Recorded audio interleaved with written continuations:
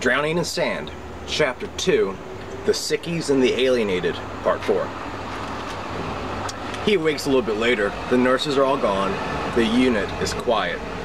He's face down on the bed still. He feels like he's been stung in the spine by a stingray. It burns, it itches, he feels disoriented, groggy. The gulls outside sound like they're screeching into a tunnel. He doesn't smell anything and he knows that's not right.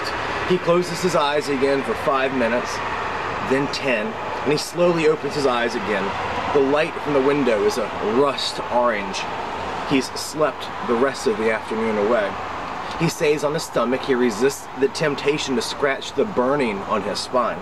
He rolls as a log onto his side, compressing a nerve too much, too easily, too quickly. Then his toes curl, and one knee bends and the other stiffens. He sucks in air, and he holds it tight. The gulls are still in a tunnel in his ears. His eyes are closed. He, with his palms flat on the mattress, pushes himself upright on the bed. Chills go down to his ankle. His toes are cold and numb. He grabs a cane from next to the bedside table and he pushes himself up, standing so he can hobble to the chair. He stands up and he stands straight and remains still. Supporting himself with this cane, he takes a few jagged steps. He hobbles past the wheelchair. When he gets to the bedroom door, he grabs a hold of the door frame like a drowning man. His tongue finds grit between every tooth and every crevice of his mouth. There is sand. His still present tonsils have sand embedded in their soft, pale pink flesh. He holds himself up with both hands, leaving the cane to rest momentarily against the wall, and he looks back to the bed and then to his chair, and he grabs the cane and he takes a deep breath and he gets ready to wander a painful walk. He hobbles first past Miss Nevershe's empty room. He can already hear Ehab coughing in his sleep. Matt slowly wanders down the dim hall and stops at Tanya's room to catch his breath. He's been moving slowly. He looks out a window down the hall and he sees that the sun is almost down.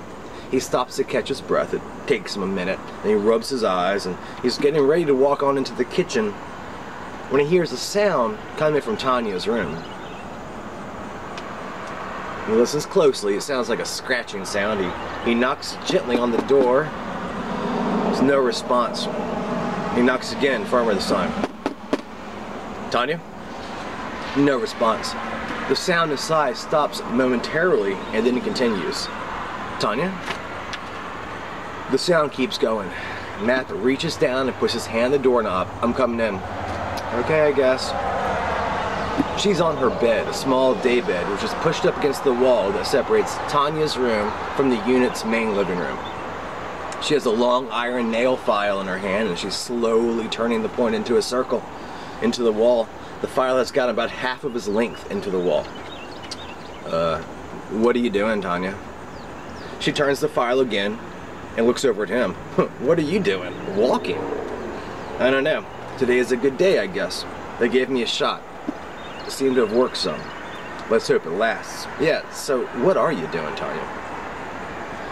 Tanya continues to turn the nail in the wall. There's a cough from the other side of the other wall. She stops. She leaves the nail file sticking out of the drywall. She looks at him and says plainly, I want to be able to watch television in bed. There are only 2 televisions in this unit, and there's no way I'm getting to Ehab's bed. Oh. He stares at her. She looks at him for a second. Eye contact. Smiles. And then she looks away. She goes back to the task at hand. Matt watches her for a while. He looks around the room. He's never been in here before, and he finds it is a blank.